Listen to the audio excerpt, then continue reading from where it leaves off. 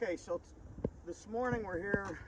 We're going to work some dogs on birds, pigeons. We have pigeons in a trap, and what we're doing is we have a bunch of young dogs, varying ages, but they're all in that stage where we're trying to steady them up and eventually get them steady to wing and shot. So the first dog we're going to work is a young Derby dog. Her name is Dot.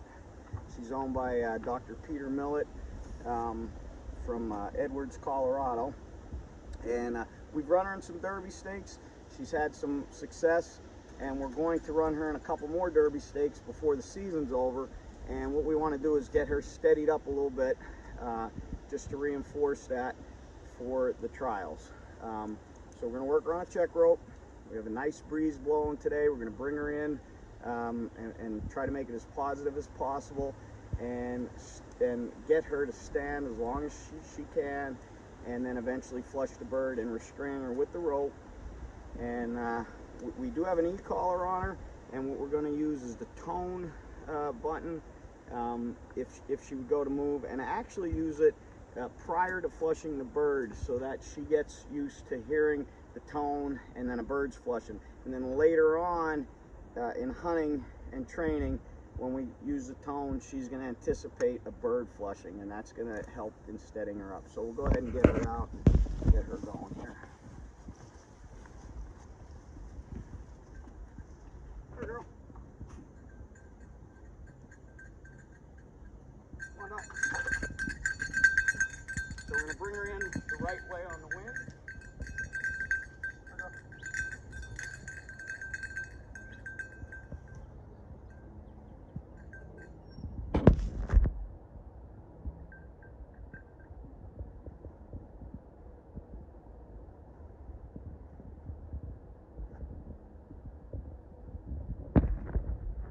And now what you can see is, she's pointing, she's focused in on the bird by scent, and obviously she's going to want to jump in on the bird, and we're going to hold her back with the rope.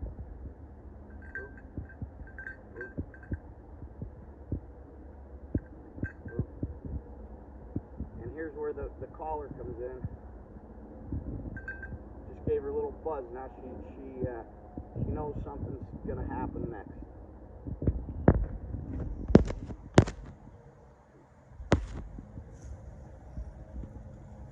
I'm going to hold on to the rope as I walk in front of her, get her used to walking in front to flush the bird, even though I have a remote launcher where I could pop the bird at any time. If she would bust in on the bird, I would pop it to show her that if she moves, the bird's going to fly.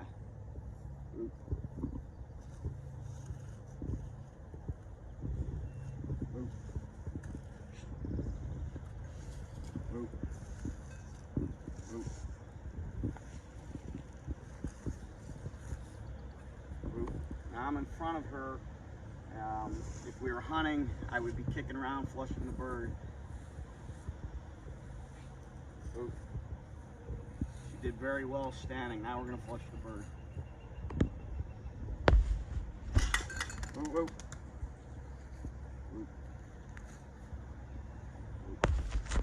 That was excellent. And what's good about it is she stayed for the flush, steady.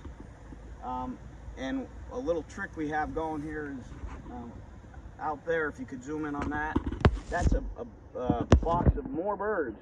So even though the bird flushed, she's still smelling birds, and multiple birds is a great way to keep your dog steady and also build what we call composure after the flush, which nowadays in field trials is a big part of the game, to get the dog, if you want to take a look at her, get the dog to stay like that even after the bird flushed. Now she's thinking there's another bird there because she could smell it, but if this were in, say, a field trial situation, even though you flush the bird, she stays like that, anticipating another bird. So she did a great job. Now when you walk back to a dog for a field trial situation, you want to come at them.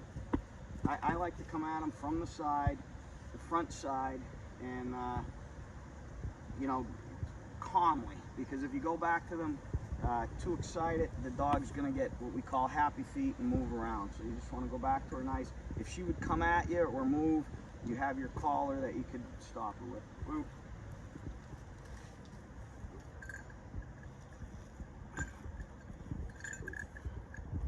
Very nice.